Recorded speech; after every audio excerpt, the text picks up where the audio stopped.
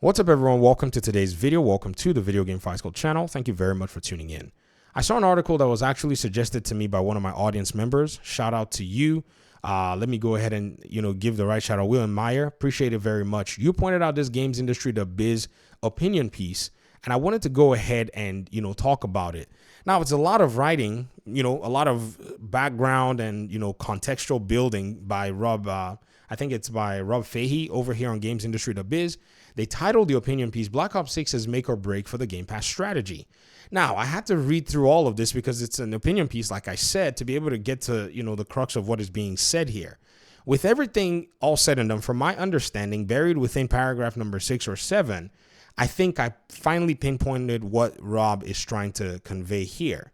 Now, we're going to juxtapose what Rob is trying to convey with data that we have from Circana about the weekly engagements. Now, this is an opinion piece, so I'm going to be a little bit more laxed, but this is where we're going to see the importance of looking through data sets like this so that when somebody writes something like this, we don't run with it. Because I saw an audience member of this channel say, oh, this Call of Duty is going to be make it or break it for Xbox. We're going to see what Game Pass is all about, blah, blah, blah, blah, blah. And I was thinking, I wonder where they got this from, but apparently they probably got it from maybe here, or maybe the sentiment is running wild online. So Rob writes and says this in this particular article. I'm sure you've probably been reading it. They said, if many people subscribe for a month to play the game, and the game they're talking about is Black Ops 6, and then cancel, it'll still end up being a significant loss to the game's revenue, which is no doubt a significant fear for some people involved in the planning of this launch. Okay, this is something that you're saying, that there's a likelihood that people are going to subscribe for 1 month, and then after playing the game, they're going to drop it. Now, yes, there are many of us who have not played Call of Duty in many years, and many of us are actually planning on doing stuff like that if we don't already have a multi-month Game Pass subscription, which to me is something that people have done even for many, many other games. They subscribe for a month, and then they pretty much play the game they want, and then they go. However, here's where the challenge is to that particular notion. The challenge is Call of Duty is a different game. It's a different game because just a few weeks ago, many of you saw it, Tim Sweeney came out and said that a lot of these AAA games are expensive to make, but no one's buying them.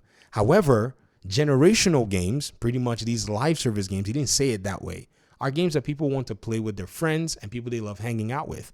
So if we look at the Circana data from week ending October 5th and go all the way back, even through August 24th, you're going to see that the games that continue to stay on these lists over the course of just 2 months in this data set remain at number 1 or at one point number 2, Call of Duty and Fortnite and a lot of these other games.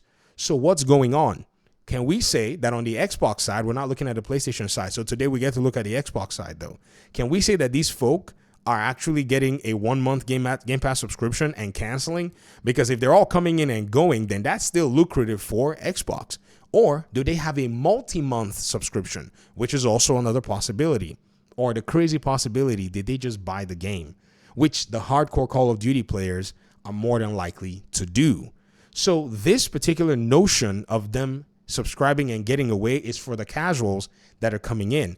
And what this does not even account for is that there might be some casuals who subscribe for 1 month and be like, screw it, I'm having a blast, I'll go ahead and buy it.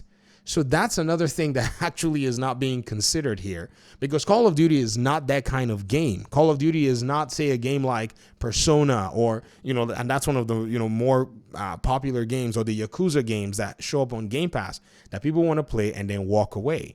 So that's something that's not being considered here.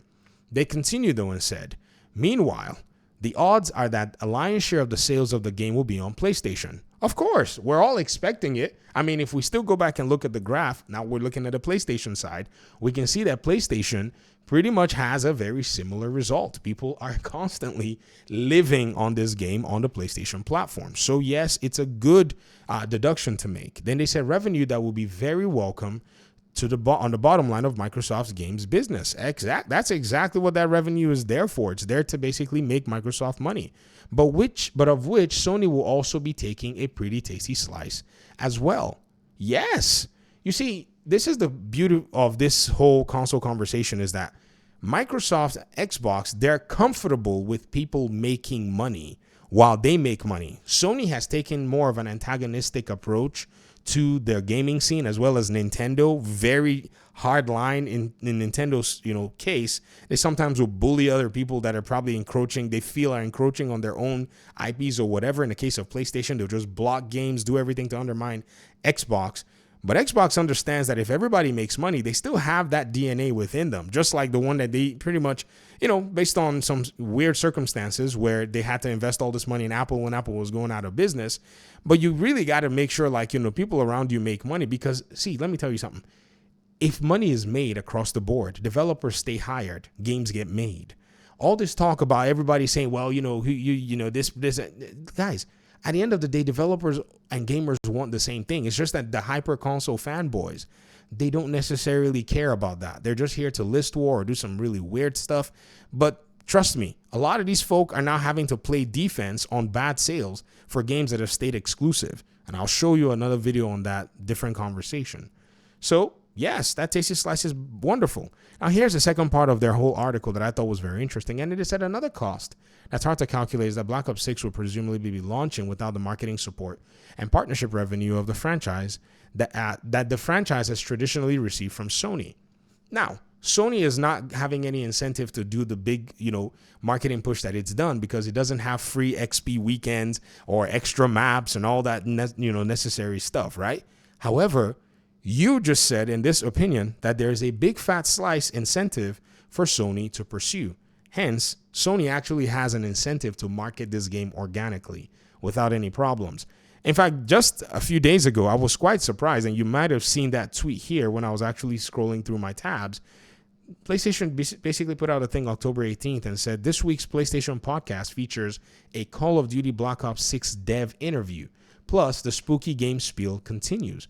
So apparently on the PlayStation podcast, they're going to feature the game's developer. Every single copy of this game that is sold on PlayStation nets PlayStation an extra 30%. So as much as they want that tasty big fat slice, there's an incentive for them to be able to get it. This was their biggest and is their biggest money maker on their platform. So Xbox doesn't even need to do anything and to worry about that. Let PlayStation take care of itself because every sale that goes on their part is something that benefits everybody, of which Xbox gets the lion's share. So this is a concept that I know is probably, foreign to people who have been in these ecosystems where PlayStation has been super antagonistic. They can't fathom a world where, Xbox acquires this particular big company for $70 billion and is not going to make 100% of the profits like, PlayStation presumably thought it would do with games like Spider-Man, but now Steam is making money from it. Epic is making money from it so that PlayStation may make 70% from it, right? And give them 30 and 18% respectively, or in case of Steam, 30%, in case of Epic, 18%. So other people have got to make money for you to make money. That's just the reality. So this reality that they're talking about or whatever it is one that even PlayStation themselves actually has to go for and actually has to handle. So at the end of the day, it's a very interesting win-win scenario for everybody. So they go ahead and say this, and I'm going to end the article. I'm going to end this whole video here, or just give kind of my closing, thoughts at the end of the day. So they said depends on how the Game Pass situation shakes out, how many new subscriptions this drives, and how long those new subscribers stay subscribed. Now, that's not something that you want to hinge on because, like we've said already, the subscribers that you're talking about are usually casuals. They don't seem like they're going to, cause an inherent shift in the subscription duration because they either have a multi-month subscription or they've bought the game. That's a simple answer there. Or what you should be saying is if they subscribe to play the game, they're making an extra subscription benefit. And if they stay, they're making an extra subscription, multi-month subscription, benefit, or they just buy the game and cancel their subscription. It is what it is.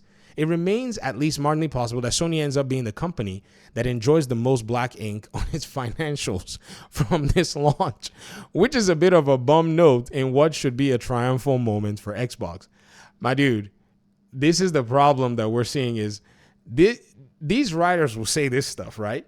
But many people don't really realize that the triumphant moment for Xbox was when PlayStation pretty much was caught admitting in the Insomniac leaks that this was a threat to their business.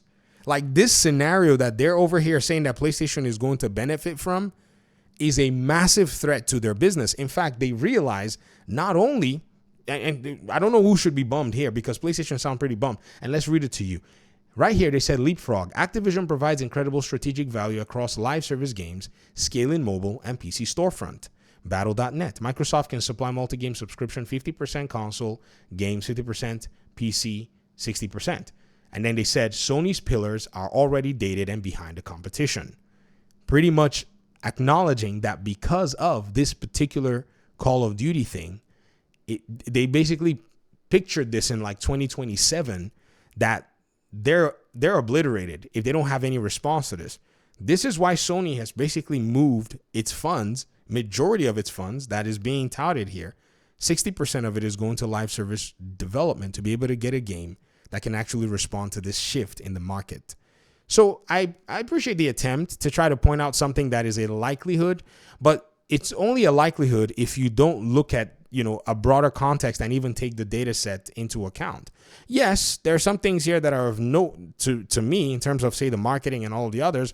But again, this is one thing about data. Data doesn't really care about, how we may perceive something. Perception is just what it is. But reality also is there to pretty much bring us back in line to say, maybe there's something that we probably need to keep looking at in this whole conversation. And believe you me, all we need to keep looking at is the very next week of the, Xbox's Series US top 15 games ranked by total weekly active users. And by the way, this is just a series. This is not even a game that exists on the Xbox One as well. So some people may still have an Xbox One. It can dust it off and play Call of Duty. It's also coming to cloud. Some people have a PS4, which also is a huge base for the Call of Duty game. It still runs on that console. Believe you me, it's going to be a very interesting thing. And I'm shocked that this opinion piece, well, maybe so far what I've read does not point out to it. It's mainly very focused on Game Pass, and I think from a one-dimensional perspective. But let me hear your thoughts in the comment section. Thanks so much for watching the video. I really appreciate you guys' time and audience. Hopefully we'll talk pretty soon in another one. Peace out.